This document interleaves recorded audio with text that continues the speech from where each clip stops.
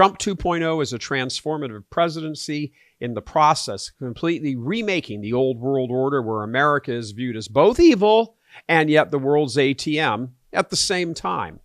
It's a transformative presidency because the president himself has been transformed. Remember the near despair we all felt on election night 2020?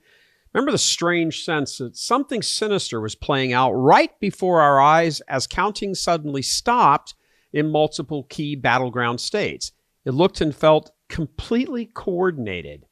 That, when the counting stopped, Trump had sizable leads only to see them evaporate into the mist as ballots kept appearing and machines are switching vote totals from Trump to Biden. One by one, each of the states that stopped counting late in the night eventually was called for Biden-Harris. How every known historical metric of elections was mysteriously reversed. Bellwether counties, polls, exit polls, various combinations of states voting for the eventual winner, approval ratings, right direction, wrong direction. Every single election historical predictor went for Trump, and yet somehow Biden still won. A sense of gloom, not just at the steal, but at the consequences of the steal, set in. And that gloom proved to be justified as the country began tanking.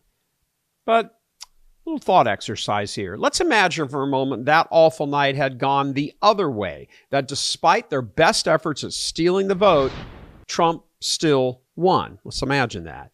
He would now no longer be president.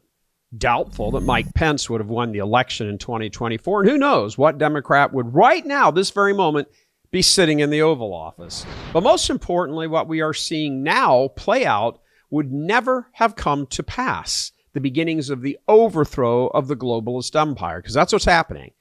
Trump learned something about himself and America during his 4 years in exile as he was being persecuted, maligned, fined, attacked, and even shot at.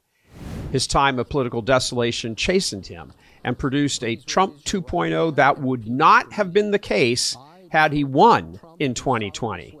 It's fair to say that while he had a vague understanding of the swamp and the deep state and the globalist communist corruption his first time around, the past 4 years have brought all of that into dramatic focus for him. He now more rationally understands the threat to the very survival of the republic via the elimination of free speech, government coercion of the private sector, weaponization of DC against patriotic citizens, enormous overregulation, massive trade deficits, keeping the nation in shackles, funding of foreign wars, crippling tax burdens, and so forth.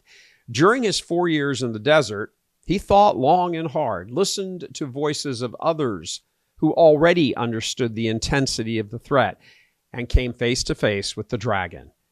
All of this brought about a determination to not be defeated, to fight, to blow up nearly 100-year-old established order of corruption that was strangling the republic.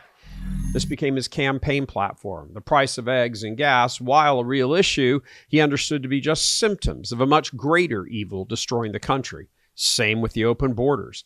He spoke with different vigor that penetrated people's minds and hearts. He was able to show them how a win by the left would be the end. He came to understand that over the past 75 years or so, almost a century, the enemy had infiltrated every corner of American life and was on the verge of delivering the death blow to the republic. So he ran, and he now is determined to crush the enemy so that it never rises again. He's demonstrating an iron will to defeat all enemies, both foreign and domestic. Trump 2.0 is a transformative presidency in the process, completely remaking the old world order where America is viewed as both evil and yet the world's ATM at the same time. It's a transformative presidency because the president himself has been transformed. So, when hard times hit, when despair seems like all that's left, remember all of this. Suffering can be transformative. Coming to you from Houston, Texas, yeehaw! I'm Gary Michael Voris. God love you.